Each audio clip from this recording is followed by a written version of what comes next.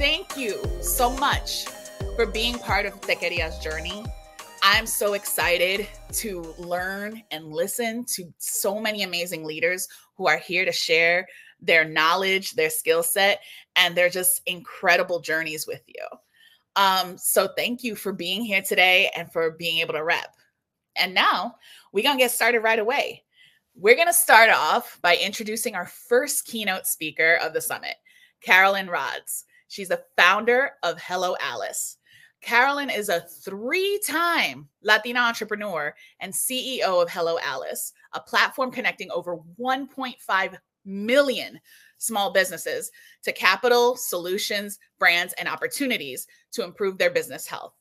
I'm now going to pass it over to Carolyn to talk about the ripple effect of one person's power to impact millions. Carolyn, so glad to have you on board. I'm going to hop off now and give you the stage. All right. Hi, everybody. I'm so excited to be here. My flight was delayed, so I apologize. I'm actually doing this from an airport lounge. So I hope our background noise doesn't get too loud, but if you hear a little bit in the background, that's why. Nothing ever happens as we plan. And that's a little bit about what we'll talk about today. I am Carolyn Rodz. I'm the co-founder and CEO of Hello Alice. For those of you that are entrepreneurs that work in the entrepreneurial space, hopefully you've heard of us. We're a free digital platform that supports now over 1.5 million small businesses across the country, helping to make big dreams come true. And we want to make sure that we're doing that in a really inclusive way and that the opportunity for financial empowerment and financial independence is available to every single one of you. Regardless of whether you're an entrepreneur or not, a lot of what I'm going to talk about today applies to everybody in the tech space. And so I'm very excited to talk to you a little bit about my experience, my learnings, and hopefully a few things that will be helpful to many of you. So I am going to share my screen here as I talk through a couple of things. Hopefully everybody can see this. If you can't, somebody jump on and tell me because I can't see all your faces now too. So, all right, everybody good? Everybody can see that? Perfect. Okay, so today I want to talk about the ripple effect. And to kick off, I'm going to start just before I tell you a little bit about me. There's nothing special about me. I'm here speaking, giving a keynote. There's nothing unique about my situation that isn't applicable to every single one of you or available or accessible to all of you. I come from a kind of bicultural family. My mother is Bolivian, my father American. Grew up between La Paz, Bolivia, and a small suburb of Houston called Spring, Texas, for those of you from Houston. I'm a product of the public school system. I had no idea what, venture capital and funding and tech and all of these things in the space that I work in today was. It was really kind of stumbled upon and discovered. And the ability to impact change and the idea that I would have ever reached 1.5 million businesses, frankly, was completely foreign to me if you had told me that many years ago. So I want to just set the stage and say there's nothing kind of inherently special about my situation.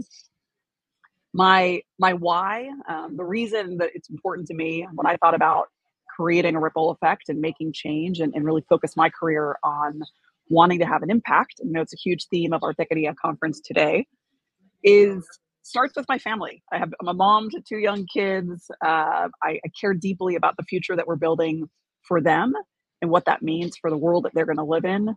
When I see a problem, I want to try to solve it. I want to try to make the world better. I also feel like I was given a really great opportunity in this world. I had a good, solid family. I had great family values. I grew up in a middle-class household, but I feel like I didn't lack for anything. And it really gave me a responsibility and almost a personal obligation to feel like I have to contribute more to the world than I brought into it. And so that obligation is my why, but it's also the broader community around us. When we started Hello Alice, it was the idea that everybody deserves those opportunities. Wherever you came from, whatever you started with, wherever you began your career with, everybody deserves the opportunity to reach for more, to access more, to know about the resources that are out there and available. So when we talk about the ripple effect, what does that mean exactly? I think conceptually we all know, but I wanted to center us first on it's the idea that one single action, one event, one decision can spread outward and can have this massive impact and create great change. So if you think about a stone dropping into the water and there's that first ripple, there's that second ripple, but there's all the other ripples that are created by the ripples around it. And the idea that there's so much more of an outcome beyond that immediate action, that immediate decision, that immediate event that was created.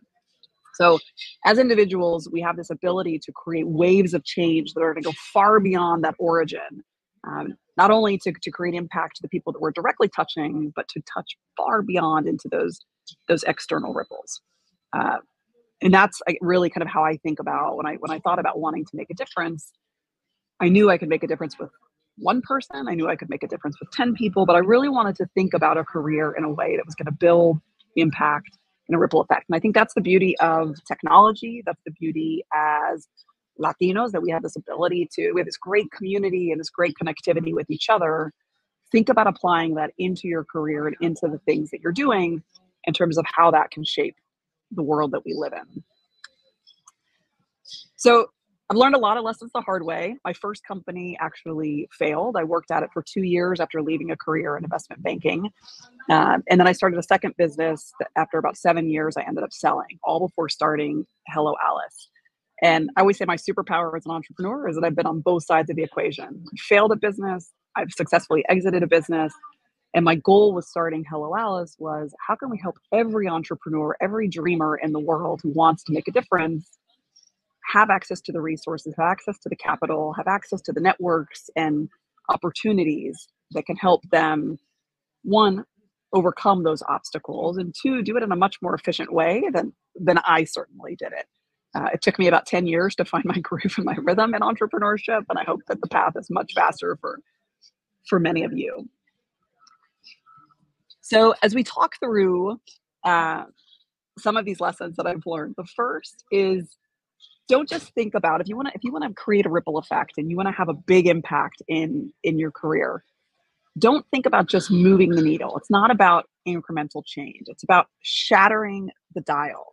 It's about doing something so big and so audacious that you're gonna shake things up in this world. Needle moves are great. Look, they're important. It matters in small ways. Those small ways add up, but it really is about having a big vision and a big dream. It's something that you're going to set as your North Star. And I think when you set that North Star for your career, you start thinking not just about what's happening next. Is this the right job for me? Is this the right position for me? Am I in the right spot? Am I starting the right company? You start really thinking about the big problems in the world. What are the big things that we need to shift? What are the big things that can change? And that doesn't mean that you need to, fix climate change or you need to end poverty, but it does mean that there's some piece of that in there. There's some piece of those big, global issues. There's some piece of that you can have an impact on. And if everybody focuses on shattering the dial in their own way, that adds up to massive change for those big global issues. Everything is so interconnected and everything requires an ecosystem of movement, but you have to think big and you have to think about what is your role in making those global changes.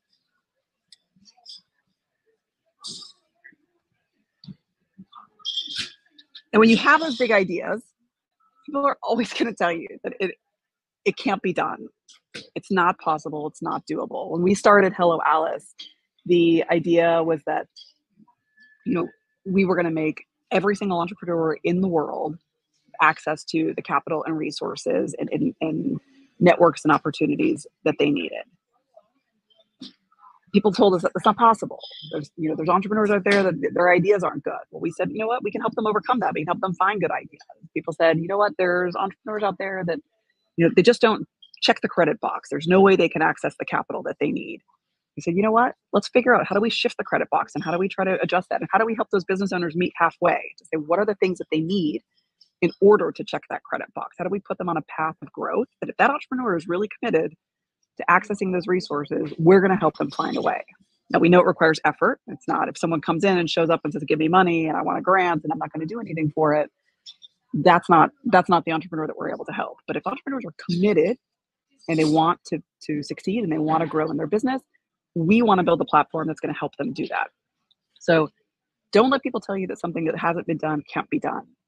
Also, when we were raising capital, we've raised over $25 million at Hello Alice so far, and proud to say we're a profitable business. We've grown exponentially year over year.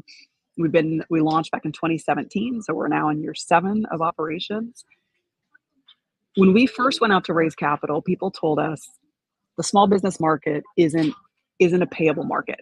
You can't make a profit from them. There's no money in that market. We said, you know what? If 33 plus million small businesses in the US grow and succeed, it's more money for governments, it's more money for communities, that's more jobs created, that's certainly more financial empowerment for those founders. Of course, there's a business model in there. Of course, this can be done. Of course, we can create an opportunity around that. And we did, and we proved them wrong. Really proud. This is our first year of profitability, and really proud to prove those initial funders, the ones that didn't believe in our vision, to prove them wrong, and the ones that did believe in our vision, to prove them right, and to help encourage them to continue to invest in big and crazy and audacious ideas.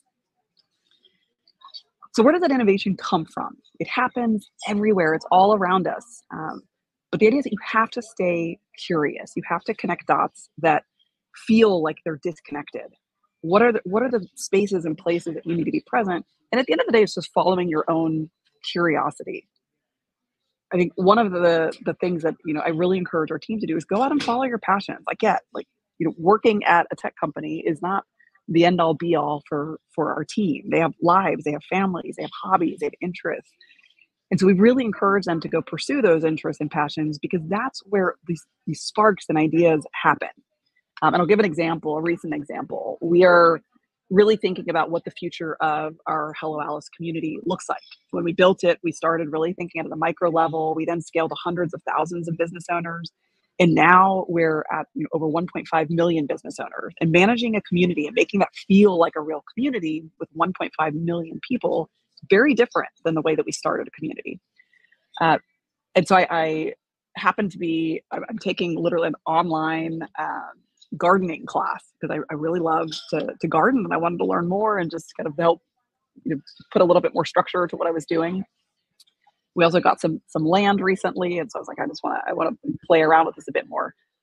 I'm listening to this class and I'm watching the community they're building, and as I'm watching that, these ideas are starting to spark. I'm like, oh, this is really interesting, how they scaled this community, how they brought these people together. Here I am in a fully online course, but I feel really connected to the other people in this class. And I think this is one of the things. So there's certain lessons that I took and shared with our team, and I'm like, hey, check this out. And I think this is a way that we can apply this to some of the things that we've been thinking about at Hello Alice. So don't ever stop feeding your own curiosity. Keep jumping into those things. It doesn't have to be, life is not linear, and it's those zigs and zags that bring us to these places, that we're able to connect those dots, and we're able to bring things together in really creative and really unique ways.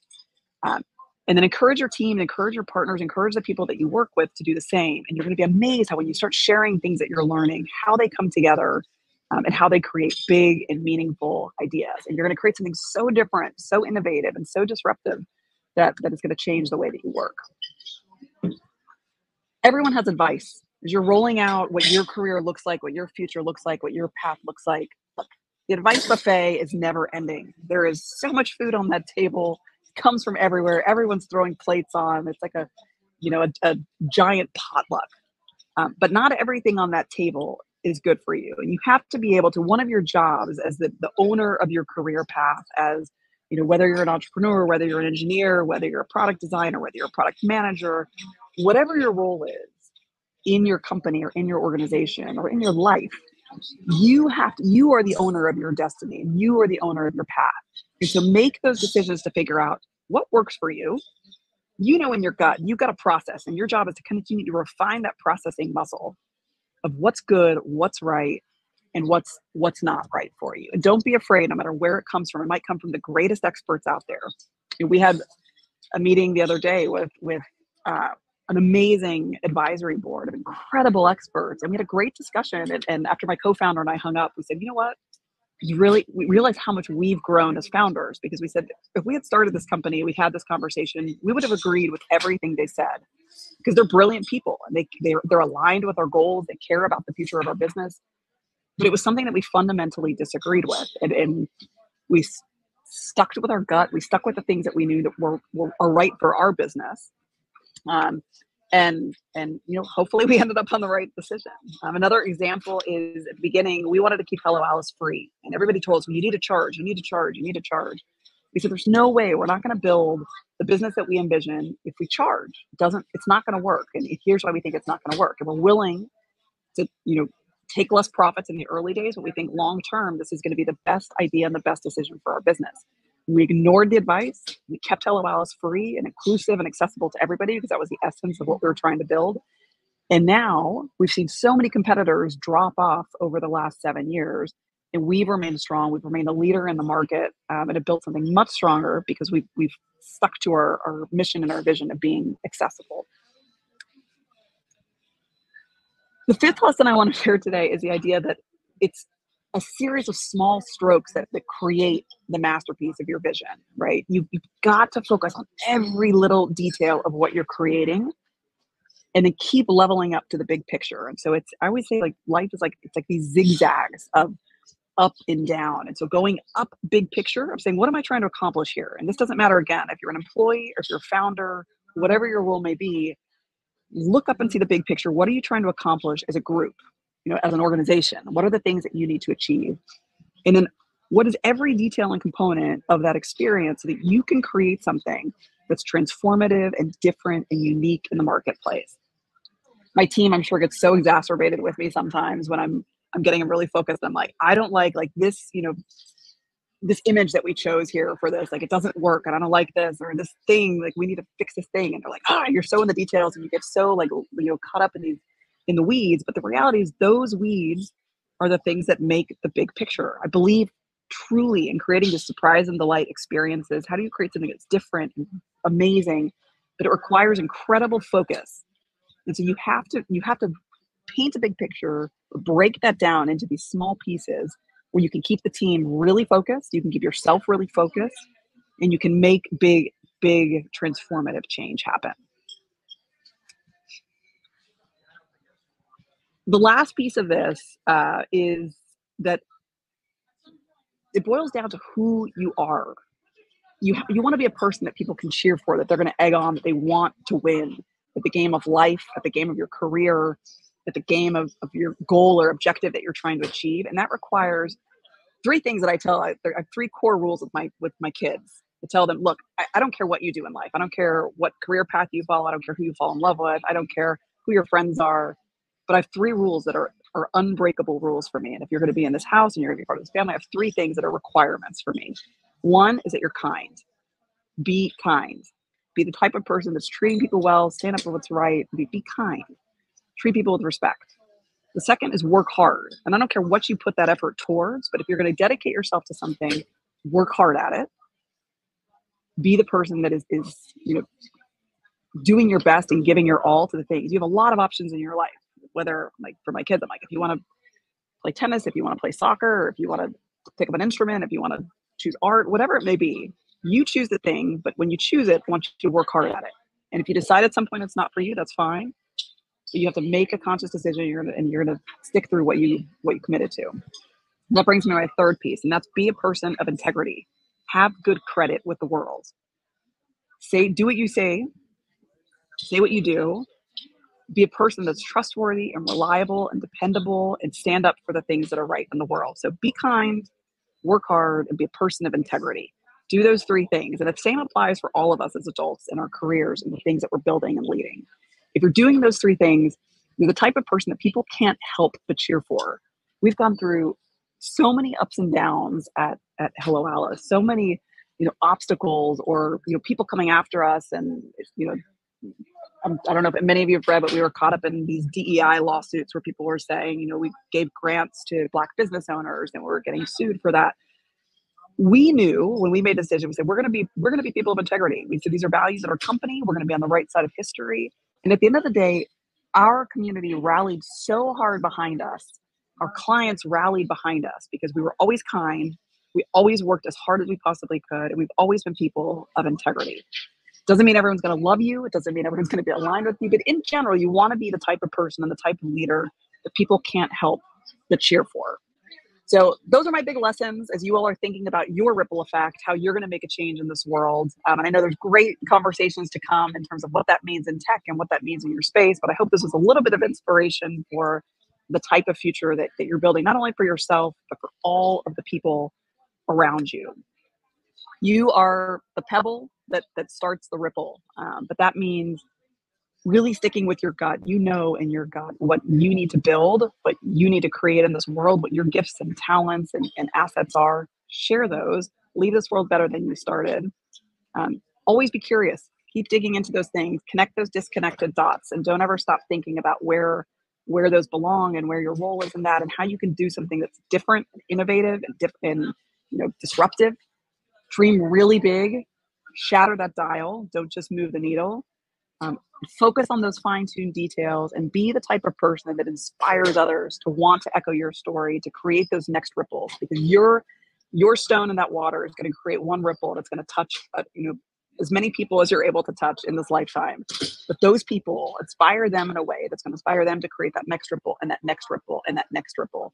And if each of us here in this conversation today can do that, imagine what a difference this world is going to look like. And if we can use technology to do that in scalable ways, imagine how that echoes and ripples out even so much faster. So thanks to all of you. I'm always happy to connect and share more. You can find me on Instagram at Carolyn Rodz. I'm on LinkedIn, Carolyn Rodz. There's not a lot of Carolyn Rodz out in the world. So would love to connect and keep in touch and keep sharing the things that you're up to. And if there's any way I can help, would love to be a part of your ripple effect. Thanks, everybody. So much. That was incredible. Y'all, I am going to take away so much, including really tapping into my creativity. And I love always hearing when folks are saying to lead with kindness, because it's just so important to put that out into the world and you see it ripple across the globe. So thank you so much, Carolyn, for sharing that with us.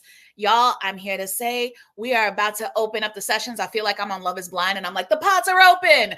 But I do want to give you a quick reminder that we are going to have a community networking session at 1:30 Pacific time, 4:30 Eastern time.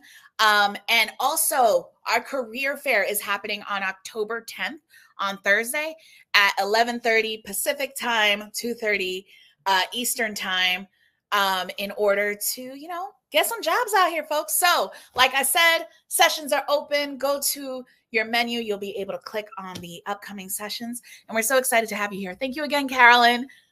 Have a great session, y'all. Thanks, everybody. Enjoy the conference.